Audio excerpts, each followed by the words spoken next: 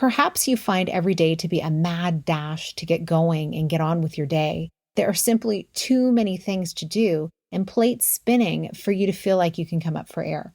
What I've found helpful is to really just slow down for a moment each day, be still, to allow the most important tasks to become clear. Hello, and welcome to the Connect podcast. This show is all about helping you connect to your soul's calling so you can take action on it. Because the sweetest success is a blend of discovering your purpose with the inner drive to bring it to life. I'm Sheila, health coach, lifestyle entrepreneur, and mom of two, best known for my online wellness programs, mentoring, and self-love passion.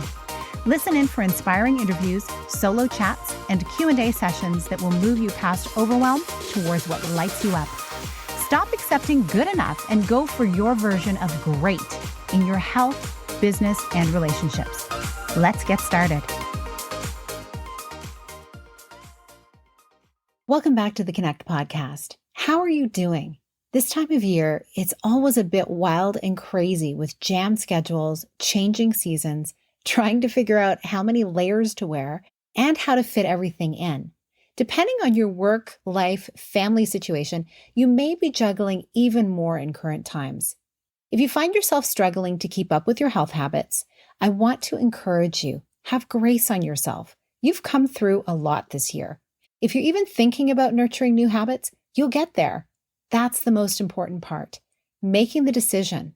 Once you've assessed your lifestyle and how you want to feel, and you decide to do it, you've got a 90% chance of making it happen. One simple habit that will boost your energy is to drink more water. Let me tell you how I did it. When I was younger, what I used to do living alone was, first of all, I didn't have much food in my fridge. I ate a lot of fast food. And when I did drink, it was typically some kind of cranberry raspberry juice concoction, often the frozen kind that you mixed with water because it was way less expensive on my meager salary. And drinking water was something I didn't really do much of at all. I would also have coffee. I didn't really even realize that I was dehydrated. My digestion was slowed down. I would feel really lethargic throughout the day. Eventually, I started reading and understanding that obviously drinking more water made a lot of sense. When I did start drinking water, at first I made the decision to bring a massive jar of water, or two of them actually, to work. And my goal was by the end of the day to have them finished. And the amazing thing happened was once I started drinking more water, I stopped having that sleepy feeling after lunch each day. I actually had more sustained energy throughout the afternoon. Now, of course, I still needed to address the whole fast food issue because that wasn't helping me at all either.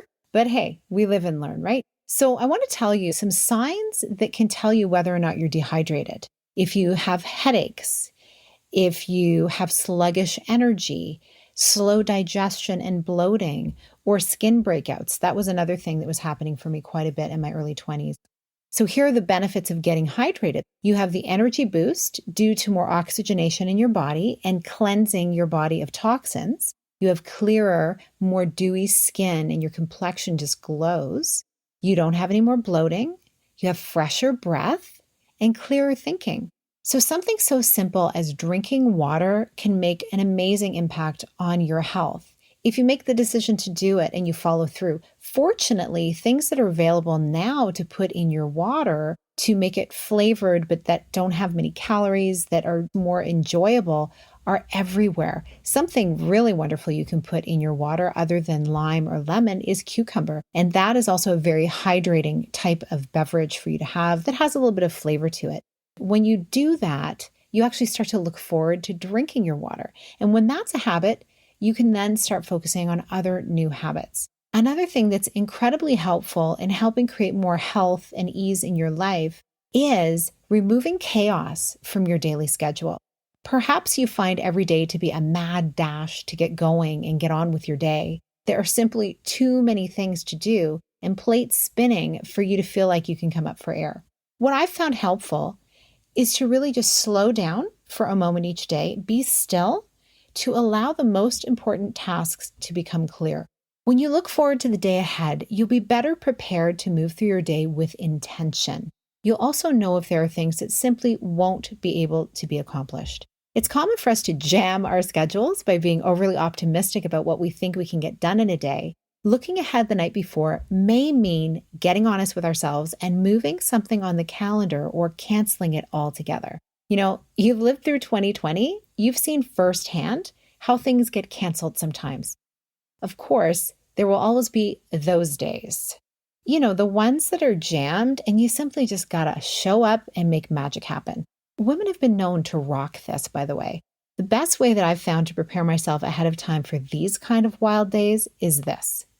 Take time for yourself first. Your night before plan is a prayer, and when you set your clock to wake you 15 minutes earlier than usual, you have a head start on the day. So during those early 15 minutes that you're awake, start your day with a prayer, meditation, and visualization of how calm, engaging, present, and impactful you will be. Center yourself on the truth of how amazingly capable and loved you are, so you can lead your day and those around you with that knowing. Then go for it. You may be tired at the end of the day, or you might just end up feeling more exhilarated than ever because you gave to yourself first and you gave your all that day. Then make space that same night to plan your next day. It's not likely that every day will be a crazy one, but you can still begin and end each day with some clarity, connection to your soul, and your purpose by doing some planning. If you find every day is chaotic, even with these practices in place, you need to ask for or hire some help. Get ready to up-level if you do. You're on track for even more growth. As you begin this new week, remember why you're doing what you're doing. What is your greater purpose? Answer that question and remind yourself of it often, because that fuel is what will help sustain and energize you beautifully. I'd love to hear what you're going to implement this week. Post and tag me in your stories at Sheila A. Botello on Instagram, and share this episode to anyone you think could use this message today. It helps this podcast reach more people who want to have more connection to their soul, their purpose, and their people. Big blessings on you and yours. Thank you so much for being here with me on the Connect podcast. If you like this episode, please share it with someone you think would enjoy it. Also, if you head over to iTunes to leave a review, I'd be so grateful. Let us know what your favorite parts were and what you'd like to hear more of. It will help us have a greater impact, elevating many more people to grow and succeed together. See you next time.